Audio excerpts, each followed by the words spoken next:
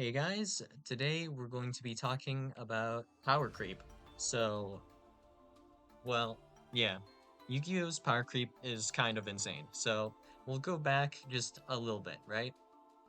And we'll start off with some very simple mechanics, right? So, this is just essentially what fusion summoning as was like at some point. So, let's go with zombie fusions, keeping it extremely simple. So, essentially, we have like a kind of big guy like Great Mammoth of Goldfine. We have like Zombie Warrior. We have Skelgon, whatever. So we had let's go ahead and change this. We have like Metamorphosis. Tribute one monster, special summon a fusion monster for an extra deck with the same level as the tributed monster, and this can just bring out like a fusion monster. And obviously, since we have like a lot of uh, new, better fusion monsters, this card just can't be legal anymore. So we won't really focus on Metamorphosis too much. But basically, the idea of just bringing out a fusion monster, you need polymerization, and then you need the materials mentioned on the monster. So in this case, it would be Dragon Zombie and the Snake Hair. So we would need these three cards in our hand, essentially. We would need Dragon Zombie, Snake Hair, and then polymerization. So essentially a three-card combo to bring out our 2.2k beater Great Mammoth of Goldfine. And if we want to look at a little bit of a better fusion monster, we can grab our Thunder Dragons here, and we just do polymerization with one copy of Thunder Dragon in hand minimum, you know? And then we can do Thunder Dragon effect to add two Thunder Dragons to special summon our twin-headed Thunder Dragon. And this is polymerization at the beginning, right? Obviously, uh, we need to get a bit better than this, so eventually we can move on to something like, well, just something with their own, like, in-archetype kind of polymerization cards. And those are, of course, going to be searchable and methods of fusion, summoning, right? So usually then it becomes, after this point, I believe, like, we still need the material, of course. Very important to have the material, and we just have a way to, in general, search some sort of polymerization. So if we go to, for example, Hero, we have our Miracle Fusion, I believe it's called. So we can search Miracle Fusion, and then we can fusion summon using guys from our field or graveyard with this one. And then with Preta Plants, I think you just grab Polymerization. And there are decks that do that as well. We have like Preta Prime Fusion, whatever. So that's the basic idea here. A lot of guys will grab like an archetype polymerization or actual polymerization. So after this point, the next step is to just head out needing to search the monsters at all, or to cut needing the spell at all. So we have some cards like, for example, we can go with Necro Slime. Necro Slime here counts as one of the monsters for the fusion summon, and that means you need to search essentially one less monster, kind of. Well, actually, you still need the monsters technically, but then now we will not need to search like the polymerization at all, right? And this is the, I would argue, like the next step, right, that we take. So every single time we're taking a step up here, we're essentially like power creeping more and more, right? And with Necro Slime, we just don't need the spell anymore. And then the next level of power creep that happens after this, if we go to like let's see, how do I spell this? Shadal, like this, I think. If we grab Shadal Fusion, this allows us to fusion summon using monsters from your hand or field as fusion material. But um, if your opponent controls a monster that was special summoned from the extra deck, you can also use monsters in your deck as fusion material. So now we only need the spell. We no longer need the monsters essentially. Well, kind of. Shadow Fusion is like kind of a going second card in the sense that if your opponent does not control a monster that was special summoned for the extra deck, so you can't cheese this by giving your opponent a monster like let's say Ibli for example. That wouldn't work. Then Shadow Fusion happens, and then you can summon a guy from your extra deck, also sending the material which have triggers in the graveyard. So you can do that with Shadow Fusion, and we also have Fusion Destiny, which does the same thing. I am a little bit curious as to when Fusion Destiny was released, though. So let's check that real quick. Fusion Destiny. And let's see. When was this released? 2019. So yeah, this is a newer card. Yep. Okay. And then if we check Shadow Fusion, I think Shadow Fusion is probably the oldest card that sends from deck to fusion summon. I mean, don't quote me on that. There might be something else, but it's just garbage. So whatever. And this was 2014, apparently. Okay. So Shadow Fusion, pretty old, surprisingly. This is like a 10-year-old card, I guess, around there. And then the next card I know that sends materials from the deck is probably Fusion Destiny. This is the one I know, but if I remember correctly, I think there is still like at least one or two others that do this, but maybe the archetypes that they're tied to are not the best. But yeah, just in general, fusion summoning with essentially only a fusion spell, pretty broken. So there are restrictions to these cards usually, I guess. So there's that. So with Fusion Destiny, you're locked out of summoning, and then with Shadow Fusion, it requires your opponent to control a monster from the extra deck. But I mean, they have the word fusion, don't they? So if we go here, Shadow Fusion, Fusion Destiny, yeah. So now you can use Verte to use them. Actually, yeah. Now that I think about it, there's also the Red Eyes Fusion, which I don't know how old this is actually. So we'll check that as well, I guess. Red Eyes Fusion. How old is this card? This is 2015.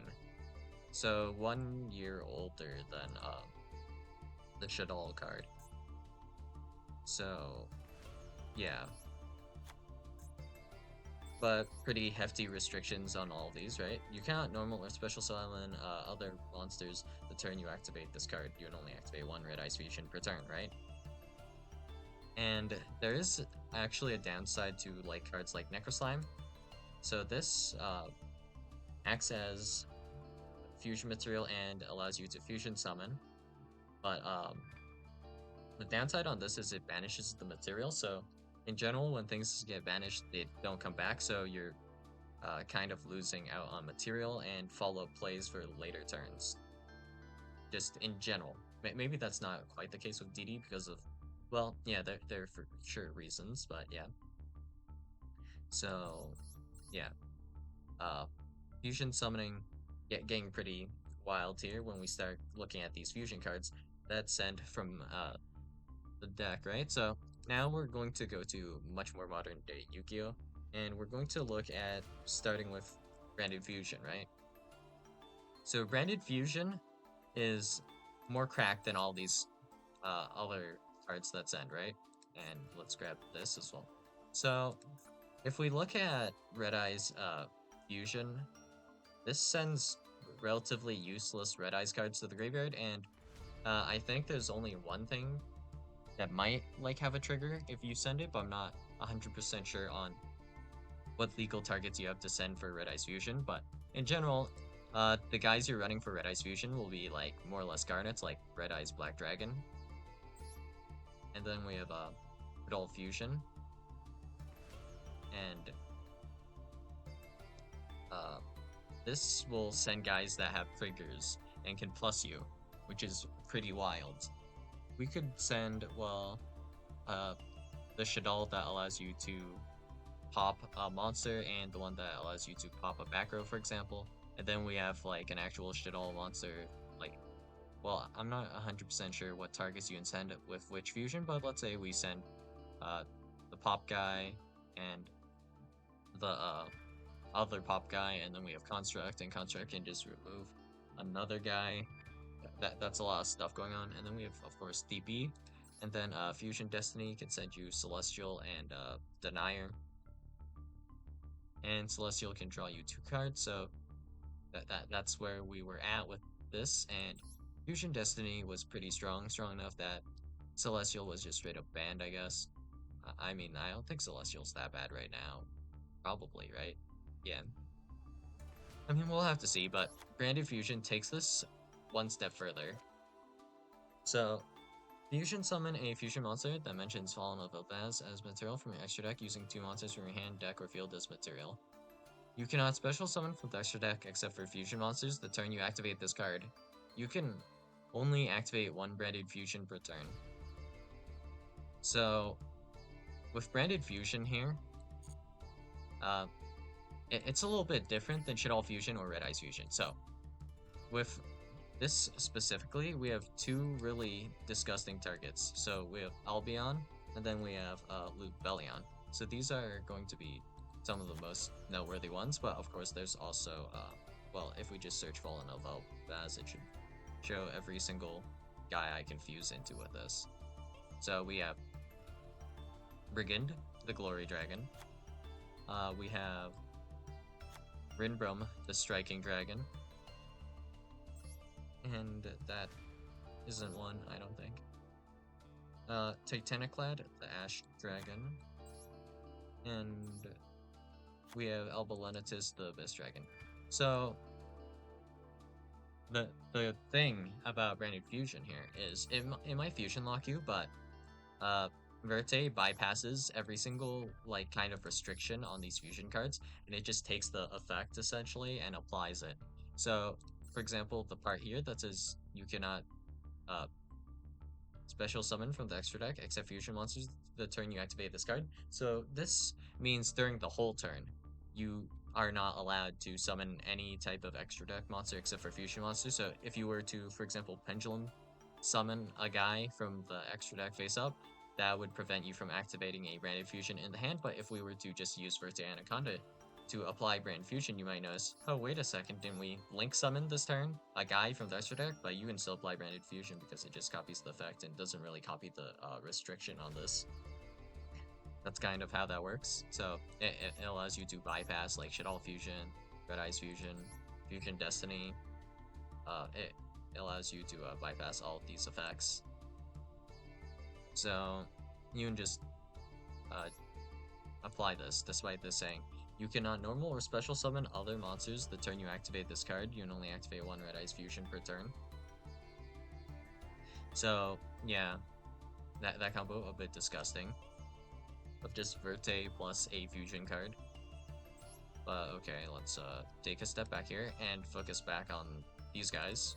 So, with Branded Fusion, we just can send a Fallen of Elbaz plus the other material from our deck. And in this case, we can send any dark monster in our main deck in the game of Yu-Gi-Oh! With Yubel, the Searing Dragon here. And then with Albion, the Branded Dragon, we can send any light monster in the game of Yu-Gi-Oh! In our main deck. And then here, with Brigand, the Glory Dragon, any level 8 or higher monster from our deck to the graveyard. And then Titaniclad, the Ash Dragon, any monster with 2,500 or more attack. And then Zealantis, the Abyss Dragon. We can send any monster. Well, except, let's see, it must be either fusion summoned or special summoned by sending the above cards from any monster zones to the graveyard. Nope, we can send any dragon we want. Yup. Just any dragon. So, if we want to, for just some reason, it wouldn't have to be a good reason. If we want to send, like, a Dragunity dragon card into the graveyard with Zealantis here, via Branded Fusion, we can do that. And then with Rinbrum, the Striking Dragon, we can now also send any beast, beast warrior, or winged beast monster. So I mean, our extra deck would look kind of disgusting, but the assumption is that like we're not going to be playing all of these in singular deck, but yeah, we can just send all of these guys into our well, any of these types of monsters into our graveyard from our deck, just off of Branded Fusion, which is just completely insane. But I mean, in general, the basic play that you're going to see now is just like Branded Fusion is going to make Albion. Then Albion is going to send Lubellion, and you're going to banish Albion plus the Fallen of, or not Albion plus the Fallen of Albaz. Albion is probably not going to be used, so it's going to be some dark monster in the graveyard with Fallen of Albaz. So maybe Fallen of Albaz plus Serenir doesn't super matter, and then you're going to make Lubellion, and then Lubellion is going to shuffle back itself and Fallen of Albaz to make Mirror Jade. And then Mirror Jade allows you to like search a bajillion different things. So essentially every step of the process here is just very much going to give you advantage and follow up after follow up after follow up, and there's some like recycling here, right? But this is going to somewhat happen gradually because a lot of your effects will activate in the end phase. So if we go to like Albion, for example, here during the end phase, and then here for Titaniclad during the end phase, right? So over time, it does get like uh well, what's the word I'm looking for? It gets a bit overwhelming, yeah. So if your deck doesn't like, well, yeah, I don't know what words I'm looking for here, but it's hard for a lot of decks to keep with like branded in the grind game with how like how many of their cards recycle and stuff. So uh, to put simply, it goes a little bit wild. So all right, moving on now to Tearlament. So if we take another step up from this, because you might have just looked at all these fusion cards, you know, and just at some point, at every step of the way, you might be thinking, you know, I guess that sounds pretty good, right? How can we make this even better? Well, I'll tell you how we can make this even better. So before, you know, we started with if we go to essentially, I guess, the beginning here, we started with needing to open, and these guys are only somewhat searchable, but we need to get like specific guys with like specific names, right? And then we also need polymerization. So we would have to manage that, and then that would put a guy onto the field with no effect. And then eventually we would start being able to put guys on the field with an effect, of course. And then after that, we just start going into, oh, you just summon the guy uh, by not even using polymerization. That's cool, I guess. We can start using like our monsters as like material, right? And also they function as like not just material but also the fusion spell, or they search the fusion spell, whatever, right? It's something like that, and it kind of requires you to run some garnets. Like polymerization is kind of a garnet, right? But it can be used to do some interesting things sometimes. Oh, and also worth mentioning, I guess, while we're at it, you know, super polymerization is just a card that exists, you know, so if we have like Fallen of Albaz and your opponent controls any light or dark monster, well, yeah, we can make Albion or Lubellion using our monsters, our opponent's monster and our monster, or whatever, right? Or we could even just super poly their board if they meet the right criteria for like super polymerization. So yeah, I guess super poly was kind of worth mentioning, but just kind of forgot. But all right. But if we take another step up from this, right? We have Tearlaments now. And Tearlaments, if we just, for now, we'll just focus on just the tier cards themselves. So these cards mill multiple cards.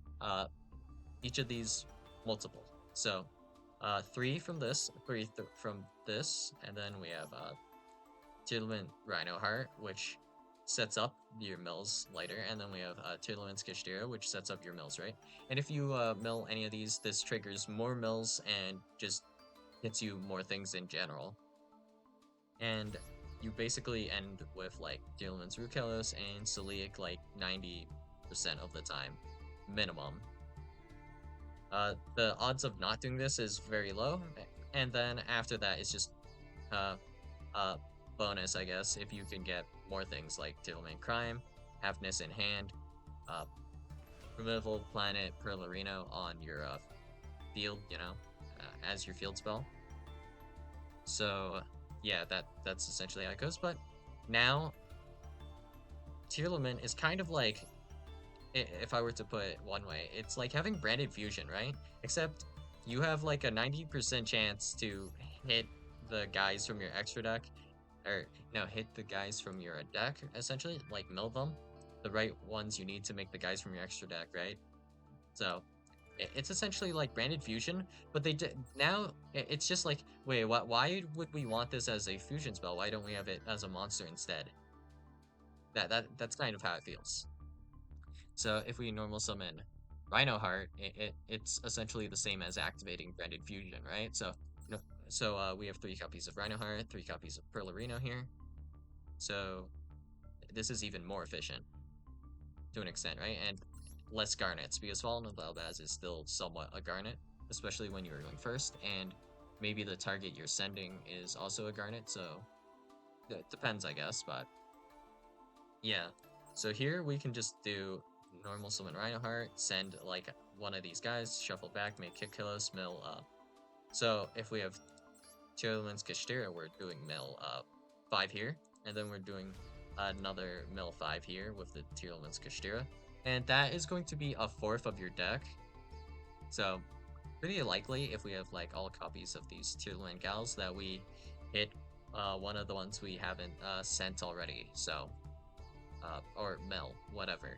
And then they'll make like Rukelos and then whatever else we get in the graveyard to extend further, right? And also worth mentioning is this kind of is similar to like a DD Necroslime, right? But the DD Necroslime type thing, this would be just usually on one monster in an archetype. In the case of DD, I think there should be two monsters that do this. But in the case of Tearlament, it is every single Tearlament monster aside from Rhinoheart and Tearlament Kashira. So the majority of them. And these will trigger and then allow you to fusion summon. But unlike with Necroslime, you get to shuffle back your guys. So the significance of this is not to be underestimated. So it's like if we combine like this concept with like uh, the branded stuff and just it's on crack essentially. So this is just the Tearlament stuff, and this of course doesn't include the Shizu cards, which yeah, that goes even more wild. And then there's also the Herald of Orange Light, which you could play with those cards to let's say make your opponent's life much feel much worse. So all right, we just go through the lines here, and whenever we do go through the lines, we can shuffle back our material to set ourselves up for like the next turn, and we just can't really run out of materials because everything just keeps getting recycled. And we put essentially all of our cards in the graveyard and make them usable, essentially. So whatever cards we put in the main deck that we want in the graveyard, they will definitely be in the graveyard with the amount of milling we're able to do. And you're able to, of course, fusion summon and mill on your opponent's turn as well, which is something that Branded doesn't like super do. I mean, it can kind of do it, but not to the extent Tearlament can. And of course, it definitely doesn't do this if your opponent is going first. In which case, Tearlament does have the, like, super easily, it has ways to play on your opponent's turn. So, yeah. This plays on your opponent's turn, and that's at least kind of unique to Tier in terms of fusion decks. I don't think there are that many fusion decks that play on your opponent's turn. I mean, you could argue for like Fluffle and stuff and say that that kind of plays, but I wouldn't like really say that's playing because you can Herald the Light, send a guy to mill, and then we can also use Haveness to activate. So essentially, there are like 9 cards that you can use to trigger your fusions on just your opponent's turn as like a Tearlaments player going second, which is kind of goofy and dumb, but essentially here we have just a bunch of like 1-card guys. So we have like Rhino, Merly, Sharon, and Perlarino.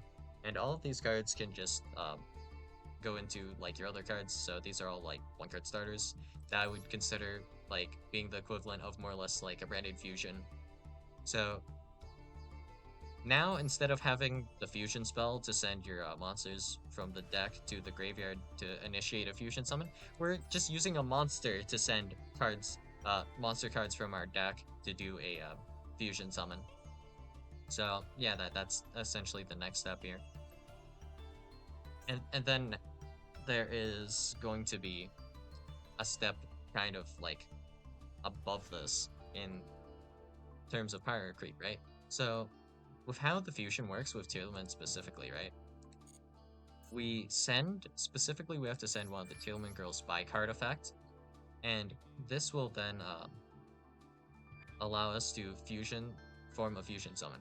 So the thing about this in particular is that this is a somewhat hard to respond to, depending on like exactly what you have. Like Ash Blossom doesn't stop these guys in the graveyard, but if we were to activate like a Merely effect in the graveyard, you can chain, let's say, like Gamma, we can chain just cards in general, right? So just hand traps essentially. So if we take this a step further, then we have Yubel, where it's like, okay, so now we can get all the materials we need for our fusion summons. So in this case, we're looking at Phantom of Yubel here. But this doesn't even start a chain anymore. So we can now contact fuse, which is essentially an inherent summon. And we can just do this during our turn whenever. And yeah, now there's a monster negate. And also, I mean, worth mentioning is that hand trap wise, like Branded wasn't like that great against like hand traps, but then we move on to Tearlament and then Yubel, and these guys are super resistant to hand traps. So like with a Tearlament hand, if we do like normal summon Merly, that Merly could have just full comboed us. So probably have to negate that Merly, honestly. But then activate Sharon, special summoning our Sharon from the hand. Oh, now you have to stop the Sharon as well. So let's say we imprint Merly, and okay, then we negate the Sharon. All right, I guess we have to imprint the Sharon. Can't be helped. Or not imprint the Sharon. We Ash the Sharon. Okay, can't be helped, I suppose, right? And then, oh, but what did they send off of Rhino Heart? Oh, they sent well, they would send Sharon off of Rhino Heart, and that is like pretty bad as well if that goes through. But I mean, not much can be done there. But if we have Sharon on the field and then Rhino Heart as well, then we also have the ability to do Redoer, and then Redoer can send Sharon to the graveyard, do then summon Kikkalos and do more milling and stuff, right? And then you probably end on at least Rukalos, and then with how the summoning works on that, you won't be able to Nibiru because they sent their materials. Like other decks might have to put them on field first, and that will count as a summon, right? And then that'll count towards the summons on Nibiru. So you might have a window to Nibiru before like some kind of monster negator, some interaction is put onto the board. But with Tearlament, it can be like the second or third summon where you essentially will be able to summon like Rukelos really fast. So it would be Kikkelos, and then you wouldn't even want to nib a Kikkelos, honestly. After Kikkelos gets summoned, that is summon number 2. So your second summon is a fusion monster, and then your third summon is probably going to be Rukelos, another fusion monster, or your 4th summon. Even if it is your 5th summon, it doesn't matter. Nibiru is not really doable at that point, so it just gets out a way to stop Nibiru extremely quickly. With Rukelos being able to negate special summons and all. With Phantom of Yubel, it's like that concept but on crack, because before, regarding like hand traps specifically, we have points we can hand trap. So with Lotus, what can we do to Lotus? If we imprint Lotus, then our opponent can link off the Lotus and then activate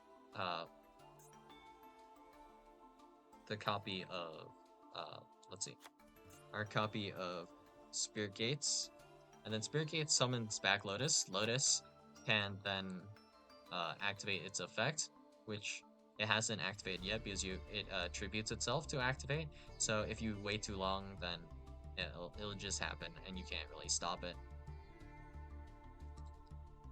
If you do let Lotus effect happen, of course, then your opponent can make the Phantom of Yubel, and yeah, they'll have interaction for you, essentially. So that's pretty rough. And essentially, like, a lot of these cards are like starter extenders or like 2-card combos, even if the combo is like kind of dumb. So we have like Nightmare Pain here. So Nightmare Pain plus any dark monster works, and then whatever dark monster we send to the graveyard, we can probably use it as part of like the materials for Phantom of Yubel.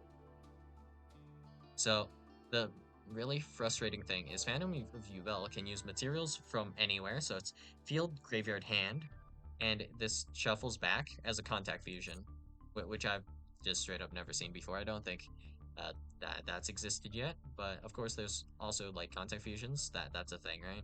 Where you don't need polymerization, but in general you do need to put the monsters like on the field or in the graveyard to do a contact fusion. But we've power crept so far that we've like combined like essentially like the Tearlaments girls, their effects here, into just a contact fusion, so you don't even need to do a trigger of anything. It just happens. So now we just have essentially boss monster that comes out of just thin air that you can't really do much about. So that's quite frustrating, essentially, and that's currently where we're at, right? So we can dive pretty deep into Yubel, but essentially, Yubel just abuses generic fiend stuff for the most part, and also like the opening of Spirit Gates and stuff. So it's mostly just going to be Unchained stuff, and then you make like the Unchained boss monster and Apollosa, as well as your Yubel things. And that is pretty frustrating in the sense that if you have hand traps, it's not very clear when to hand trap, because technically most of the time there is a correct answer, or it just doesn't matter at all, because there's no point where your hand traps would do anything because your opponent just has too much gas. But it kind of depends on the exact hand. Like maybe our opponent only has the Lotus, so then we're okay ashing the Lotus, and that could be fine. But just in general, we are contact fusing. So we're contact fusing, and these guys can search the other guys as well, right? For your fusion summoning. So if we just activate the Lotus, that is enough to allow us to make Phantom, which is a negate, right? So we've gone just one step further than Tearlament, in the sense that we can get our materials with our monsters. So we get our monsters from our deck here, but instead of performing like a fusion summon by effect, we contact fuse now. So now I'm just waiting for the point where we can just go even further. What's next? So do you guys know of the Charmer card? So this isn't a legit fusion summon. So if we look at like Familiar, Possessed, Dahark, we have cards like this. So you can special summon this card from your hand or deck by sending one face-up Dark, the Dark Charmer. You control in one face-up Dark monster you control with the graveyard. When are we going to get to the point where this is going to be used in a deck like this kind of mechanic. That sounds ridiculous, I guess, but well, this could come up eventually. What's next? We send the guys from our deck to contact fuse a guy from our extra deck or something? Like, uh, what's gonna happen next? How much dumber could fusion summoning get realistically? Honestly, I don't even know if I want to think about it. So just to show you guys how fast this power creep has happened. So this was like 1 or 2 years ago. We had branded, and then immediately after branded, like in the same year, we got Tearlament. So okay, we go from branded into Tearlament. All right, and then after that, we go into Yubel with our fusion mechanics. So what's next here? Do we even like? Do we just no longer need to like do this? So do we get like generic fusion monsters next that we can just contact fuse into? Like, what's going on here? So instead of just making Phantom of Yubel, we just make like Phantom of Baron de Fleur or something. Like, oh, I have a warrior monster in the graveyard, and I also have a, I don't know, let's say we have a dragon in our hand or something, or beast. That doesn't really matter. Oh, I will contact fuse Baron de Fleur onto my field, and you can't respond to this, and you can't do anything about this. And also, yeah, it's like a Omni negate and stuff, because yeah, why not?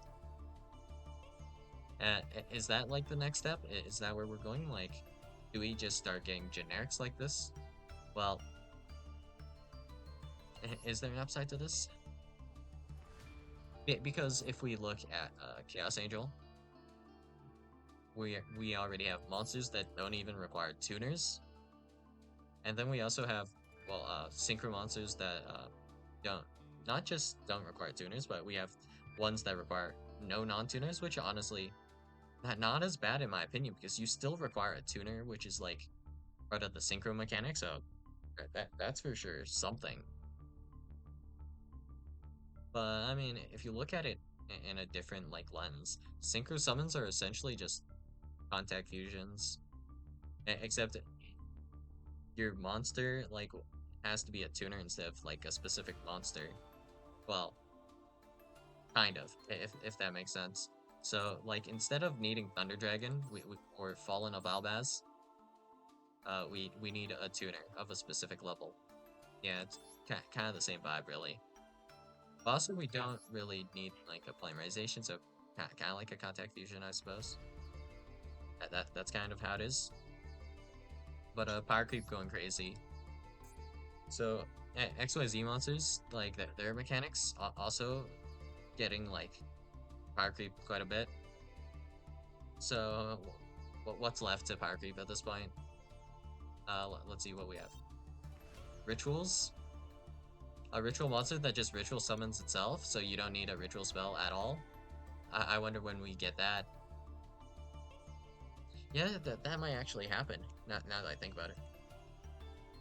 Pendulum scales that special summon themselves, we've been getting those quite a bit, I think, right? I mean, you kind of need that to play Pendulum at all with how resource intensive Pendulum is in general, so I guess.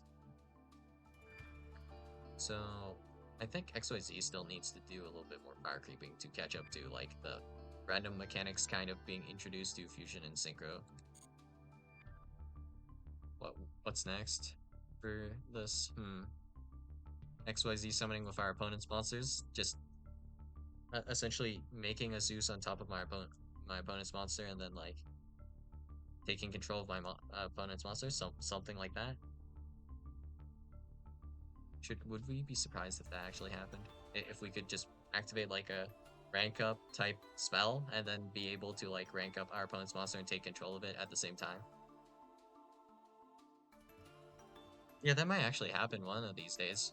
But I mean, that day is not 2 days, so no need to worry about that too much. But the power creep is insane, and I have no idea what aspect is going to be power creep next. But just in general, with like how I like as a Master Duel player, since like launch pretty much.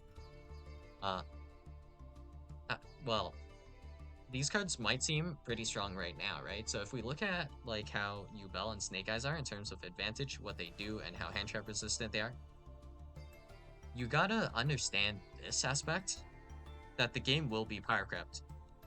It will inevitably happen.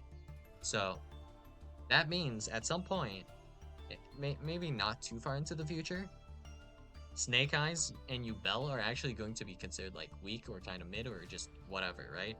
Because something even dumber and stronger, like maybe various cards like will be stronger, that will be end up being released soon enough. That like pretty insane to think about, but even all of these dumb mechanics and things, they're going to be power crept, and something dumber and stronger is going to come out, and that's just without a doubt going to happen. So, what could possibly come out next after this? So, we have cards that could contact fuse from essentially almost anywhere. I guess not from banished, because surely that would be ridiculous. And then we have cards that just are one card combos, starters, extenders, and also just goes into like everything. Extremely consistent and has a lot of annoying options and extra deck monsters that are just also annoying and do like way too much. So yeah, just before we end this video, we'll just talk about Zealantis and how many dumb things Zealantis enables. So we'll focus with just what it enables for Snake Eye. So World Sea Dragon Zealantis. The effect here does this in one chain. You can banish all monsters on the field and special summon as many monsters as possible that are banished by this effect, and you can do this face up or face down. So, with World Sea Dragon Zealantis, this would banish all of your opponent's monsters and then summon them. And then this immediately bypasses every single effect that says if this, like, XYZ fusion summoned or whatever. So essentially, if this card was summoned properly, then if it leaves your field by your opponent's effect, it will trigger this other effect that will do something. So a lot of guys have that effect. So if we use the Atlantis, so we'll go with Mirror Jade effect to destroy. So Mirror Jade is going to be special summoned here, and it's also not going to trigger because it's going to be removed from the field and simultaneously resummoned to the field on the same chain in like precisely like more or less one moment, right? So Zealantis will do that, and then Mirror Jade will no longer activate its effect to destroy during the end phase. So that's because it's Zealantis. And then if we have a monster with well, that is protected from being targeted, well, this doesn't target. So we can put that face down and out it that way. So targeting protection bypasses that. And then if a guy just has big attack and low defense, that's another way to kind of out that. And things with like modified attack defense, that gets outed by this as well. The only thing this doesn't out is like link monsters, I guess, which is just kind of like whatever.